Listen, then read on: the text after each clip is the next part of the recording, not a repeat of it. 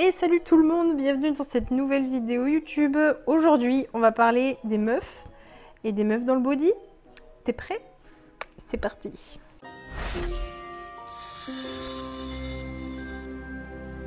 Avant, je ne le dirai jamais assez, fais un petit like, un petit commentaire biceps parce que ça a marché un petit peu il y a 2 semaines quand j'avais publié l'autre vidéo, et un petit partage si ça t'a plu et si tu veux partager avec tes copains, tes copines. Parce qu'aujourd'hui, on va parler de meufs et d'athlètes féminines dans le bodybuilding. Petit aparté historique, le body a vu sa première compétition par les frères Weider en 1965 aux États-Unis. Et c'est eux qui ont créé la fédération IFBB, donc aujourd'hui la fédération qui est la plus connue dans le monde. Voilà, c'était la mini aparté historique sur la naissance du body. J'en dirai pas plus, voilà.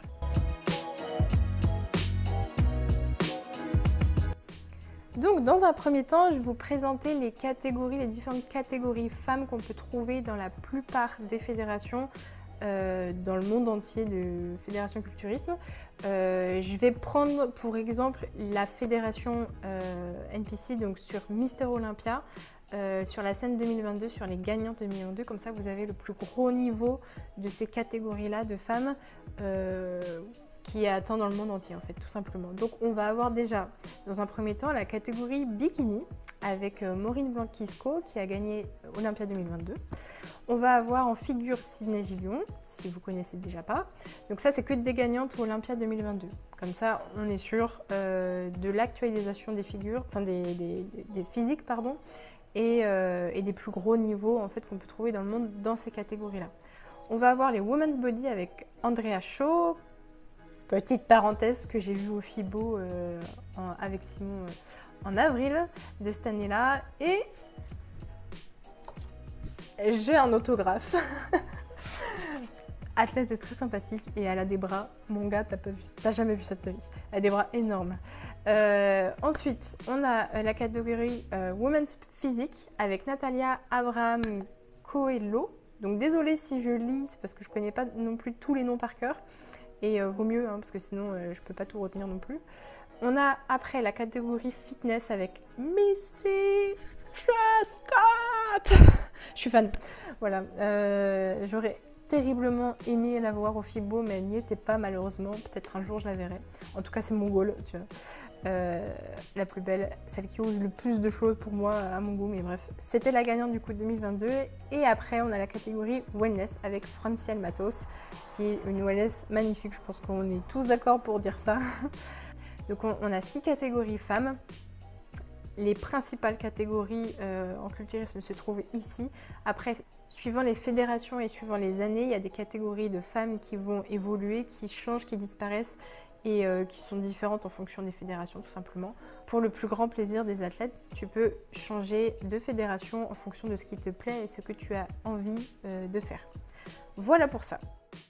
Typiquement au niveau de l'évolution des catégories femmes chez Mister Olympia, en 2011, alors j'ai la plus vieille date, on va dire, c'est 2011 que j'ai trouvé sur internet. J'ai pas trouvé plus vieux, même si je sais très bien que Mister Olympia c'est plus vieux que ça. Mais en 2011, on avait la catégorie bikini, figure, fitness et women's body. On n'avait pas plus de 4 catégories. Aujourd'hui, on en compte 6. Et à savoir, wellness est apparu seulement en 2021. Voilà. Donc c'est une nouvelle catégorie wellness qui plaît énormément aux femmes et qui permet de s'exprimer différemment sur scène et d'avoir des proportions musculaires tout autres que ce qu'on a pu déjà voir avec un haut du corps extrêmement massif et qui plaît généralement à la jante féminine, tout autant que la jante masculine d'ailleurs.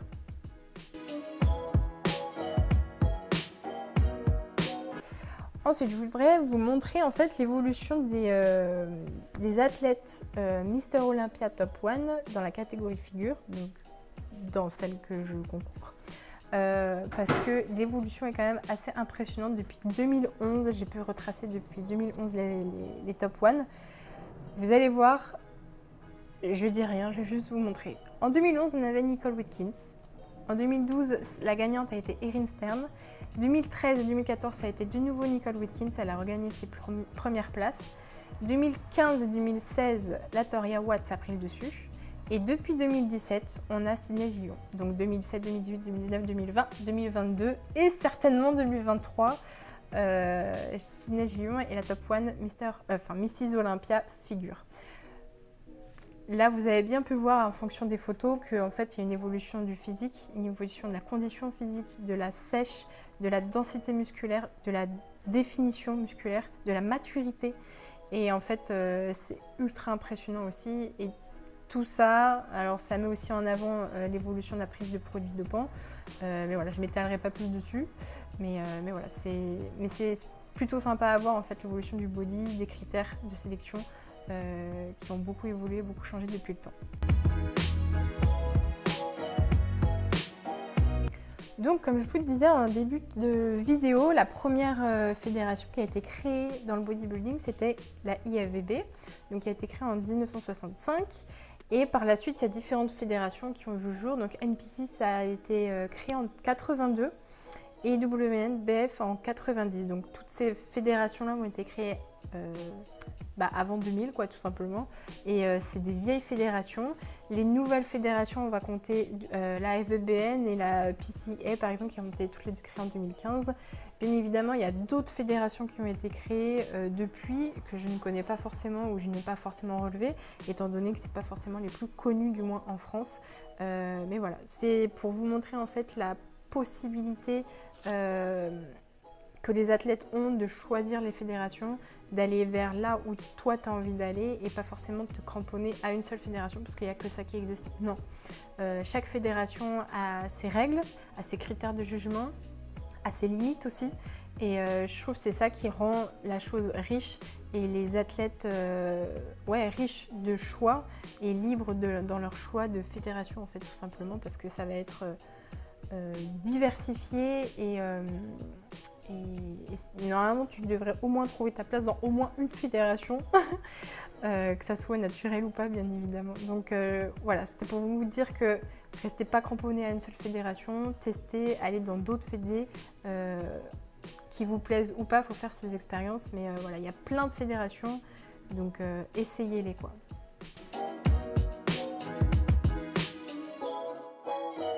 Et donc comme je vous ai fait un classement des athlètes figures chez Mister Olympia, je vais vous faire aussi un classement de l'évolution des athlètes figures chez la WNBF, tout simplement parce que j'y concours, donc je trouve ça toujours intéressant de parler de sa propre fédération, enfin de voir en tout cas l'évolution de sa propre fédération. Donc c'est parti. En 2017, on va trouver chez les grandes tailles figures Cathy Ann Rutherford. En 2018, ça sera Lucrezia Susini qui gagne la catégorie figure. En 2019, on va avoir en grande taille Edna Ferrer. En 2020, la compétition des Worlds a été annulée. On ne dira pas pourquoi. En 2021, ça a été Shannon Kelly qui a gagné la première place figure en pro. Et en 2022, c'était Maddie McConnell. En 2023, on ne sait pas encore. Les Worlds n'ont pas encore eu lieu. Ça sera en fin d'année. Voilà, suspense. Donc voilà pour la présentation des athlètes en top 1 en WNBF Pro. Donc pour la petite aparté historique de WNBF, la première compétition WNBF Pro Natural Show a vu le jour à Minneapolis, a été organisée par Fred Dimena le 17 mars exactement 90. Et à cette époque-là, c'était la première compétition du coup, il n'y avait que 13 hommes sur scène et le gagnant ça a été Doll Washington. Et la première apparition des femmes sur la scène WNBF, c'était en novembre 90, donc ça n'a pas tardé tellement longtemps. Et il y avait 10 femmes sur le plateau et la gagnante, ça a été Judy Calvin. Faut savoir que Cathy Harrison, ça a été aussi une autre athlète qui a dominé en fait toutes ces années-là de culturisme, de bodybuilding naturel en WNBF. Et petit scoop aussi, je ne savais pas, mais j'ai capté, enfin j'ai remarqué en faisant mes recherches que Kay Green avait participé à la WNBF en 94 et il était tout jeune, c'était l'une de ses premières compétitions, il avait 19 ans. Voilà, donc aujourd'hui Kay Green, pour ceux qui ne connaissent pas, c'est lui.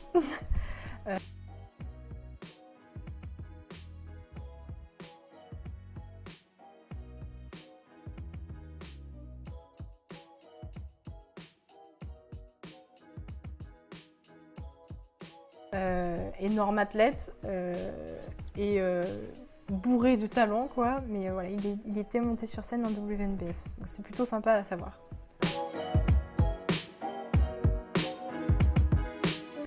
Et maintenant que tout ça n'a plus trop de secret pour vous, je vais quand même vous énumérer les critères de sélection des athlètes figure, ce qu'on recherche en fait tout simplement. Donc tu as déjà un petit peu pu voir ce qu'on veut, la ligne en V, la symétrie, la densité musculaire, la dureté musculaire, la sèche, la définition.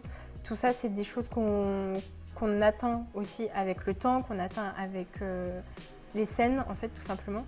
On va avoir donc la ligne en V et un posing bien spécifique propre à la catégorie figure.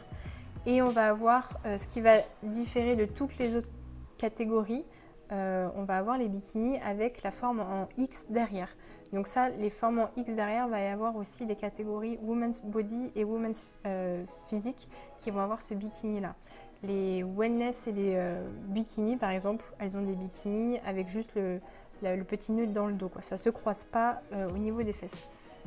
On va trouver aussi dans les fédérations des sous-catés de taille ou des sous-catés d'âge en fonction des fédérations. Ça dépend comment ils classent leur figure, leurs athlètes.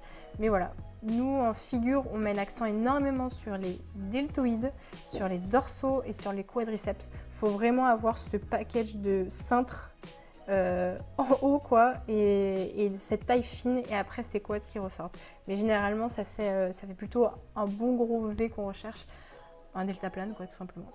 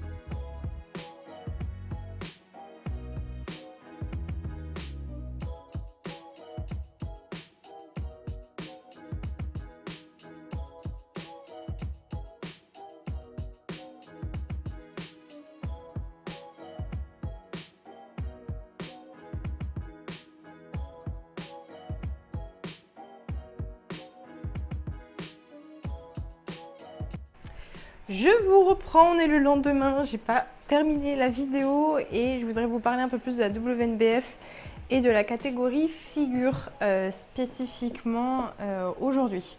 Donc déjà pour parler de la WNBF, ce que je n'ai pas dit hier et que je voulais rajouter aujourd'hui, c'est de vous informer en fait, si vous ne le saviez pas déjà, que WNBF c'est une énorme fédération partout dans le monde et il y a plus de 51 pays qui sont affiliés à cette fédération. Donc on pourrait croire en France que c'est tout petit, qu'il n'y a pas grand monde et tout. Ne vous inquiétez pas, il y a du monde derrière. J'ai fait une liste, mais en gros, ça va de la Grèce, du Costa Rica, aux États-Unis, à la Norvège, Singapour, Taïwan, Brésil, Argentine, France, Allemagne, Italie, Portugal, République tchèque, Angleterre, Émirats arabes, Canada, bref, voilà, t'as capté. Je ne vais pas tous les lister, mais il y en a énormément de pays qui sont affiliés à la WNBF et ça, c'est excellent. Et chaque année, en fait, il y a des nouveaux pays qui s'affilient à cette fédération et ça, c'est vachement encourageant pour les athlètes et surtout pour les gens qui veulent concourir dans cette fédération. Donc ça, c'était la petite aparté WNBF et maintenant, je vous parlais un peu plus de la catégorie figure en WNBF en tout cas. Donc pour la catégorie figure, il y a une tenue imposée, je vous en ai déjà parlé hier, c'est le fameux bikini avec le dos croisé. Donc je vous mettrai des images à quoi ça ressemble, mais ça c'est obligatoire et talons obligatoires aussi. Après les petits plus, ça va être les bijoux, la tenue, les ongles, le maquillage et tout ça, mais ça c'est vraiment pas des choses obligatoires. On n'est pas jugé là-dessus, on est jugé déjà sur la tenue avec les talons et le bikini. Et ensuite sur scène, on va avoir le fameux passage solo entre guillemets, ça va être le T-walk pour les figures. Donc c'est une marche imposée sur scène, on doit faire un certain schéma et après on a les comparaisons en fait tout simplement, on va être tout en ligne et se comparer comme des petites crevettes, voilà. Donc sur les comparaisons, on va avoir des poses imposées, enfin même d'ailleurs sur le T-walk, on est imposé sur les poses, ça fait beaucoup de poses, mais voilà, en gros on va avoir la pose de face. Au niveau des critères de jugement sur le posing, généralement c'est à peu près tous la même chose. On va avoir les jambes tendues, enfin semi-tendues, flex avec les genoux vers l'extérieur pour ressortir les quadriceps. On va avoir les fessiers vers l'arrière, une légère cambrure au niveau des fessiers pour affiner en fait la taille. La taille elle va être rentrée, enfin gainée quoi. Et après on va avoir les dorsaux ouverts sur les côtés, les épaules assez basses. Faut pas trop les monter parce que plus tu les montes, bah moi ça fait joli quoi, bref. Et après on va avoir les bras sur les côtés qui vont pendre, qui vont se tenir comme ça sans aucune contraction, aucun flex sur les bras, ça ne sert à rien. Et les mains relâchées. Et avec toujours la poitrine levée pour être fière quoi, parce que t'es fière. Donc voilà pour la position de face. Pour les poses de côté, ça va être globalement la même chose avec les jambes en flex, avec une ligne droite sur les jambes. Alors après, tu as des positionnements assez différents en fonction des athlètes, des préférences de chacun et aussi des fédérations.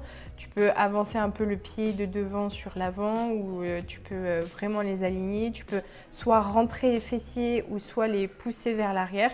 Moi, vous allez voir mon posing, je préfère avoir les jambes assez droites et après envoyer les fessiers vers l'arrière pour faire la cambrure. Ça, c'est mon posing propre à moi, mais je sais qu'il y a d'autres athlètes qui vont vraiment rentrer les fessiers et avancer en fait le bas du corps, enfin le bassin vers l'avant.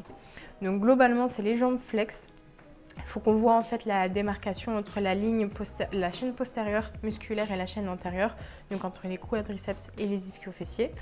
Après une taille rentrée, il faut que ça soit XXS.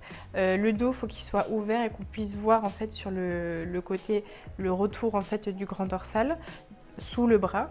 Avec les épaules assez basses, enfin faut pas les lever comme tout à l'heure je vous ai dit, et léger flex sur les épaules avec la ligne des épaules, la ceinture scapulaire à la même ligne et les bras relâchés avec les mains relâchées aussi. Et sur la pose de dos, ça va être globalement la même chose, les jambes flex, toujours les genoux un petit peu vers l'extérieur pour venir faire ressortir les quadriceps qu'on les voit un petit peu de dos. Fessiers vers l'air pour tirer sur les fessiers, sur les ischios. La légère cambrure pour vraiment faire ressortir le Christmas tree si t'en as un. Et enfin chez les femmes c'est compliqué. Et après on va avoir le flex du dos avec le dos légèrement cambré et vers l'arrière pour montrer aux juges parce que généralement ils sont en contrebas. Donc il faut vraiment te mettre en valeur par rapport aux juges et pas par rapport aux gens qui sont en face de toi à ton niveau quoi. Parce que toi tu es surélevé sur la scène. Et pareil, les épaules flex sur la même ligne et les bras et les mains relâchés. Voilà, donc ça va être globalement ça les critères de jugement sur le posing figure. Assez complexe, je vous le cache pas, ça a travaillé assez souvent quand tu es compétiteur de toute façon le posing. Je vous mentirais si je vous disais que je le travaille tous les jours. Non, c'est pas vrai. Même en prépa, je le fais pas. Donc c'est récurrent. Je travaille régulièrement, que ce soit à la salle, pendant mes séances, entre deux exercices ou même le matin vite fait devant le miroir. Voilà, mais c'est pas les grosses sessions posing, c'est pas régulier et c'est pas récurrent. Sur la fin de prépa, ça sera beaucoup plus régulier. Mais pour l'instant, ça ne l'est pas encore. Mais ça n'empêche qu'il faut quand même le travailler, il faut être à l'aise sur les talons. Pour une femme, je sais que c'est pas évident du tout de marcher avec des talons, surtout pour certaines qui n'ont pas l'habitude. Faut vraiment avoir une démarche assez élégante, faut pas avoir l'impression de marcher sur des œufs, ni d'avoir un bâton dans le cul, quoi. mais voilà, donc c'est vraiment des choses qui se travaillent et faire corps en fait avec et le bikini et les talons, parce que si t'es pas à l'aise dans ton bikini, ça va pas le faire. Et quand je vous dis que c'est important d'être à l'aise dans son bikini et dans les talons, le bikini il va tout faire en fait. Et si il ne te va pas, il ne te convient pas, si la couleur ne te plaît pas, si t'es pas à l'aise dedans, admettons si t'es trop serré ou si s'il y a trop de tissu, et bah ça va niquer en fait ta performance, tu vas pas être à l'aise. Il faut vraiment trouver un bikini dans lequel tu es à l'aise.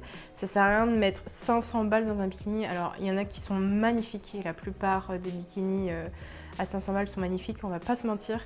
Mais sur les compétitions, ça coûte déjà assez cher, que ça soit en termes d'affiliation à la fédération, que ça soit les tests, par exemple le WNBF, on paye un polygraphe avant de faire la compétition. Que ça soit les déplacements, le Airbnb, tout ça, et toute la prépa avec les compléments alimentaires, l'abonnement à la salle de sport, les repas et tout ça, ça coûte, ça s'élève très haut. Donc le bikini, c'est quelque chose qui coûte aussi très cher et je vous conseille de ne pas y mettre une blinde, surtout si c'est ta première compétition en fait, mais pas énormément d'argent sur ton bikini, parce que dans tous les cas, tu sais très bien que sur les futures compétitions, il va plus te plaire et il va plus t'aller surtout. Donc, en règle générale, c'est ça. Donc voilà, je te conseille de regarder déjà sur les sites de revente, Vinted par exemple. Après, voilà, il n'y a pas forcément le choix, c'est pas forcément du sur-mesure, mais tu peux toujours trouver un peu chaussure à ton pied. Moi, pour donner un exemple, sur mon premier bikini, je l'avais acheté, je l'avais fait faire par une femme en France et très très beau, je vous mettrai des photos. Mais aujourd'hui, je peux plus le mettre parce qu'en fait, il est beaucoup trop petit. Et il était neuf et je l'avais acheté 350 balles. Et c'était l'un des moins chers. Donc aujourd'hui, je sais que les bikinis sont élevés en termes de prix et c'est abusé. Tu peux en avoir à 800 balles. C'est magnifique, on est d'accord, mais faut pas non plus déconner. Donc après, si tu as la possibilité, vas-y feu. Hein, mais bon, généralement, voilà, vaut mieux économiser un peu d'argent là-dessus, étant donné que tu fais pas ta vie dans ton bikini, quoi. Donc voilà, je crois que je vous ai à peu près tout dit sur les compétitions, les fédérations et la catégorie figure. Si vous avez des questions, n'hésitez pas en commentaire. N'hésitez pas aussi à me retrouver sur mon compte Instagram. Enfin, généralement, vous êtes tous à me suivre sur Instagram si vous êtes sur YouTube. Donc bon, mais si tu ne me suis pas sur Insta, let's go!